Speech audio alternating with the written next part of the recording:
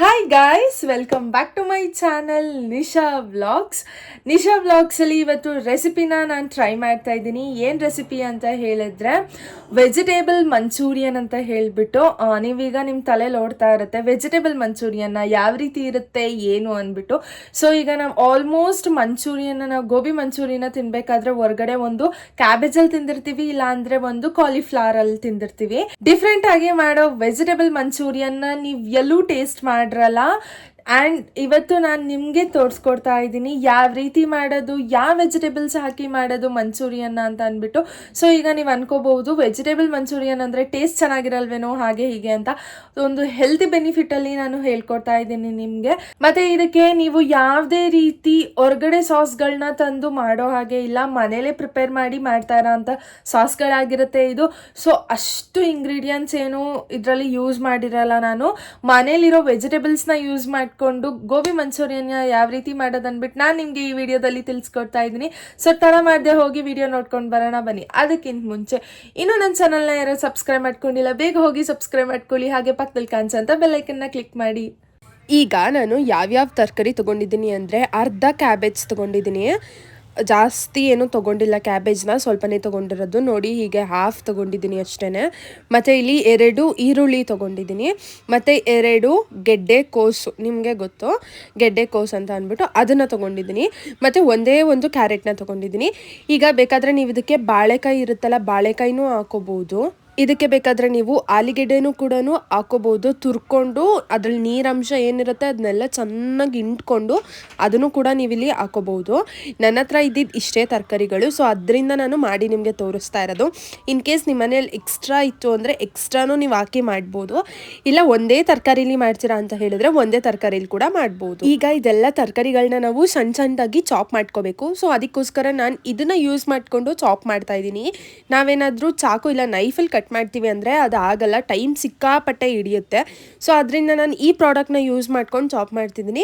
ಇಲ್ಲ ನಿಮ್ಮ ಮನೇಲಿ ಈ ಥರ ಇಲ್ಲ ಅಂತ ಹೇಳಿದ್ರೆ ತುರಿಯೋದು, ಕ್ಯಾರೆಟು ಕಾಯಿ ಎಲ್ಲ ತುರಿಯೋದಿರುತ್ತೆ ನೋಡಿ, ಅದರಲ್ಲೂ ನೀವು ತುರ್ಕೊಂಡು ಹಾಕ್ಕೊಳ್ಬೋದು. ನಾನು ನೋಡಿ ಈಗ ಕ್ಯಾರೆಟ್ನ ಮತ್ತು ಈರುಳ್ಳಿನ ಇದರಲ್ಲಿ ನಾನು ಚಾಪ್ ಮಾಡ್ಕೊಂಡಿದ್ದೀನಿ. ಗೆಡ್ಡೆಕೋಸು ಮತ್ತು ಕ್ಯಾಬೇಜ್ ಇತ್ತಲ್ಲ ನಮ್ಮ ಹತ್ರ, ಅದನ್ನು ನಾನು ಈ ಥರ ತುರಿಯೋದ್ರಲ್ಲಿ ನಾನು ತುರ್ಕೋತಾ ಇದ್ದೀನಿ. ಏನಕ್ಕೆ ಅಂತ ಹೇಳಿದ್ರೆ ಅದು ಬಾಯಿಗೆ ಸಿಕ್ಕಬೇಕು ನಾವು ತಿನ್ನಬೇಕಾದ್ರೆ, ಆ ಕಾರಣಕ್ಕೋಸ್ಕರ. ಮತ್ತು ಇದರಲ್ಲಿ ಸ್ವಲ್ಪ ನೀರಿನ ಅಂಶ ಇರೋದ್ರಿಂದ ನಾವು ಸ್ಕ್ವೀಸ್ ಮಾಡಿಬಿಟ್ಟು ಹಾಕಬೇಕು. ಆ ಕಾರಣದಿಂದ ನಾನು ತುರ್ಕೊಂಡು ಅದನ್ನ ಚೆನ್ನಾಗಿ ನೀರೆಲ್ಲ ಏನಿರುತ್ತೆ ಅದನ್ನೆಲ್ಲ ಹೊರಗೆ ತೆಗೆದು ಆಮೇಲಿಂದ ನಾನು ಹಾಕೊಳ್ತಾ ಇದ್ದೀನಿ. ಈಗ ನಾನು ತೋರಿಸ್ತಾ ಇದ್ದೀನಿ ನೋಡಿ, ಈ ಇದನ್ನು ಅಷ್ಟೇ ಕ್ಯಾಬೇಜ್ನೂ ನಾನು ಈ ಥರ ಸಣ್ಣ ಸಣ್ಣದಾಗಿ ತುರ್ಕೊಳ್ತಾ ಇದ್ದೀನಿ.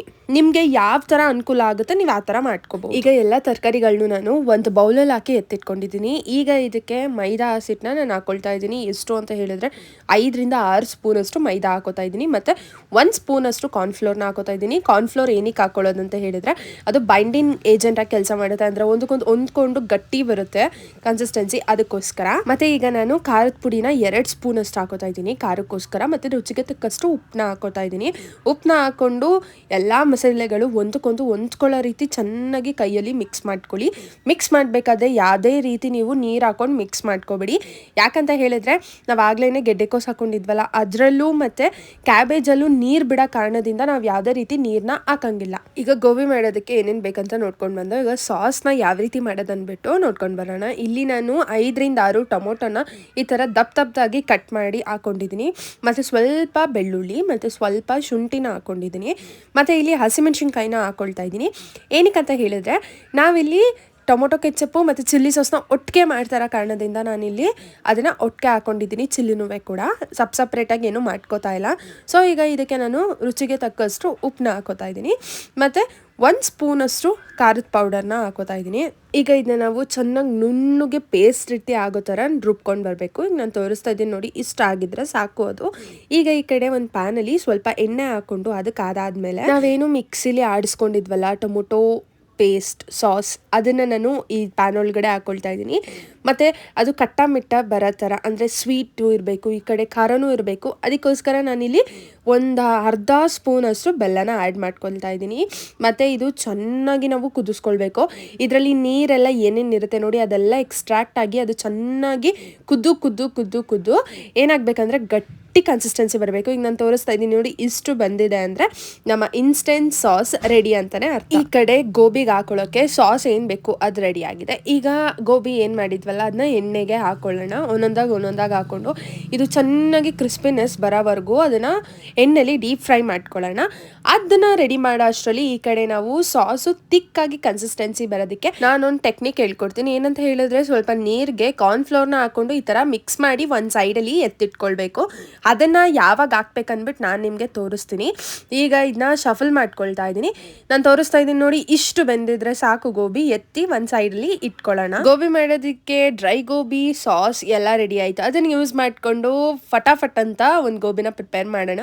ನಾನಿಲ್ಲಿ 2-3 ಸ್ಪೂನಷ್ಟು ಎಣ್ಣೆ ಹಾಕೊಂಡಿದ್ದೀನಿ, ಮತ್ತು ಒಂದು ಈರುಳ್ಳಿನ ಈ ಥರ ದಪ್ಪ ಕಟ್ ಮಾಡಿ ಹಾಕೊಂಡಿದ್ದೀನಿ.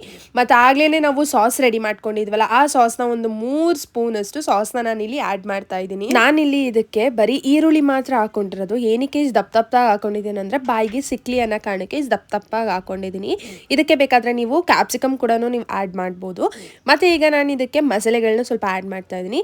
ನಮ್ಮ ಮನೇಲಿ ಎಲ್ಲ ಖಾರ ತಿನ್ನೋರು, ಸೊ ಅದಕ್ಕೋಸ್ಕರ ಒಂದೇ ಒಂದು ಸ್ಪೂನಷ್ಟು ಚಿಲ್ಲಿ ಪೌಡರ್ ಮತ್ತು ಅರ್ಧ ಸ್ಪೂನಷ್ಟು ಗರಂ ಮಸಾಲ ಪೌಡರ್ನ ಹಾಕ್ಕೊಂಡು ಮಿಕ್ಸ್ ಮಾಡಿಕೊಂಡೆ.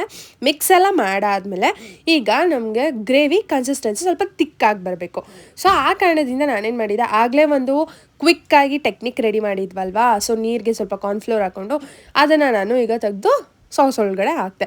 ನೋಡಿ, ಏನು ಗೊತ್ತಾ, ನಿಮಗೆ ಸಾಫ್ಟ್ನೆಸ್ ಆಗಿ ಜ್ಯೂಸಿ ಆಗಿ ಬೇಕು ಅಂತ ಹೇಳೋರು ನೀರನ್ನ ಇನ್ನೊಂದು ಸ್ವಲ್ಪ ಆ್ಯಡ್ ಮಾಡಿಕೊಂಡು ನೀವು ಮಿಕ್ಸ್ ಮಾಡ್ಕೊಂಡು ತಿನ್ಬೋದು. ಇಲ್ಲ ನಮಗೆ ಕ್ರಿಸ್ಪಿಯಾಗಿ ಬೇಕು ಅಂತ ಹೇಳೋರು ಸಾಕು ಇಷ್ಟು ನೀರು ಇಷ್ಟನ್ನ ಹಾಕ್ಕೊಂಡು ನೀವು ಚೆನ್ನಾಗಿ ಮಿಕ್ಸ್ ಮಾಡ್ಕೊಳ್ಬೇಕು. ಏನೇನು ಮಸಾಲೆ ಏನೇನೆಲ್ಲ ಇದೆ ಅಲ್ಲಿ ಎಲ್ಲನೂ ಗೋಬಿಗೆ ಒಂದಕ್ಕೊಂದು ಹೊಂದ್ಕೊಳ್ಳೋ ರೀತಿ ನಾವು ಚೆನ್ನಾಗಿ ಮಿಕ್ಸ್ ಮಾಡಬೇಕು. ಈಗ ಮಿಕ್ಸ್ ಎಲ್ಲ ಆಗಿದೆ. ಫೈನಲಾಗಿ ಟಚಪ್ ಕೊಡೋಣ. ಮೇಲ್ಗಡೆ ಸ್ವಲ್ಪ ಕೊರಿಯಂಡರು ಮತ್ತು ಸ್ವಲ್ಪ ಆನಿಯನ್ನ ಹಾಕೋತಾ ಇದ್ದೀನಿ. ನೋಡಿ ಎಷ್ಟು ಕ್ವಿಕ್ಕಾಗಿ ರೆಡಿ ಆಗೋಯ್ತು ಅಂತ ಅಂದ್ಬಿಟ್ಟು. ಸೊ ಹೊರಗಡೆ ಎಲ್ಲ ತಿಂತೀವಂದರೆ ಒಂದು ಪ್ಲೇಟ್ಗೆ ಮಿನಿಮಮ್ 60 to 70 ರೂಪೀಸ್ ಚಾರ್ಜ್ ಮಾಡ್ತಾರೆ. ಸೊ ಮನೇಲಿ ಈ ಥರ ಕ್ವಿಕ್ಕಾಗಿ ಮಾಡ್ಕೊಂಡು ನಿಮ್ಮ ಮಕ್ಳಿಗೂ ಕೊಡಿ. ವಿಡಿಯೋನ ಹೋಗಿ ನೋಡ್ಕೊಂಡು ಬಂದ್ರಲ್ವಾ, ಎಷ್ಟು ಸಿಂಪಲ್ ಆಗಿತ್ತು. ಈಗಂತೂ ಮಳೆ ಅಂತೂ ಬರ್ತಾನೆ ಇದೆ. ಎಲ್ಲ ಡಿಸ್ಟ್ರಿಕ್ಟಲ್ಲೂ ಎಲ್ಲ ಸ್ಟೇಟ್ಗಳಲ್ಲೂ ಮಳೆ ಆಗ್ತಾನೆ ಇದೆ.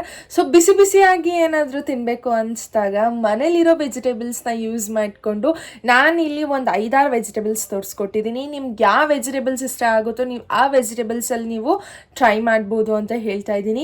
ಸೊ ಈ ವಿಡಿಯೋ ನಿಮಗೆ ಯೂಸ್ಫುಲ್ ಆಗಿದೆ ಅಂತ ಅಂದ್ಕೊಂಡಿದ್ದೀನಿ. ಈಗಿರೋ ಈ ವೆದರ್ ಮಳೆಯಲ್ಲಿ ನೀವು ಬಿಸಿಯಾಗಿ ಗೋಬಿ ಮಂಚೂರಿಯನ್ನ ಮಾಡ್ಕೊತೀನಿ. ಹಾಗೆ ನಾನು ಹೇಳ್ದಾಗೆ ನಾನು ID ಕೊಟ್ಟಿರ್ತೀನಿ, ಇನ್ಸ್ಟಾಗ್ರಾಮ್ ID. ಸೊ ನೀವೇನಾದರೂ ನಾನು ಹೇಳ್ಕೊಟ್ಟಿರೋ ರೆಸಿಪೀಸ್ನ ನೀವು ಟ್ರೈ ಮಾಡ್ತಿದ್ರೆ ಪ್ಲೀಸ್ ನನಗೆ ಅದರಲ್ಲಿ DM ಮಾಡಿ. ನಾನು ವಿಡಿಯೋ ಎಂಡಲ್ಲಿ ನಿಮ್ಮ ಏನೇನು ನೀವು ರೆಸಿಪೀಸ್ನ ಟ್ರೈ ಮಾಡಿದ್ದೀರಾ ಅಂದ್ಬಿಟ್ಟು ನಾನಲ್ಲಿ ಫೋಟೋಸ್ಗಳನ್ನ ಹಾಕ್ತೀನಿ ವಿತ್ ನಿಮ್ಮ ನೇಮ್.